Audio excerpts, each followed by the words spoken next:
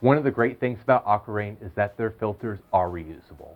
So about every 6 to 8 weeks, depending on your water source, you're going to want to clean your filter. They've included a green scouring pad, and this is very easy to clean. Get your scouring pad wet, and you're going to just lightly scrub from top to bottom your filter. And you're going to start at the top where the thread is, come down just like that. And that is going to clean up any of the gunk that is clogged up your filter. And you're going to notice your filter, it's time to clean it whenever this starts to filter out more slowly. If you notice your water isn't going as fast as it used to, that's a good key indicator that it is time to clean the filter. And when is it time to replace this guy? This is good for up to 200 cleanings. So it will take a while to replace this, honestly years. But they've included this end of life gauge right here.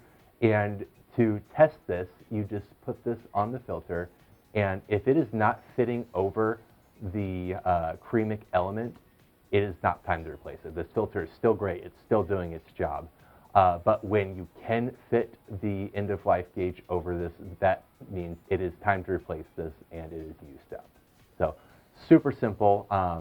Aqua Rain is one of the only water filter companies that actually includes a measurable way to know when your filter is ready to replace. If you have any questions at all about assembling your Aqua Rain or using it, you can leave us a comment below and we will get you helped out. If you like this video, give us that thumbs up to tell us you liked it, and be sure to subscribe to Everything Kitchens for more chef reviews and unboxing videos.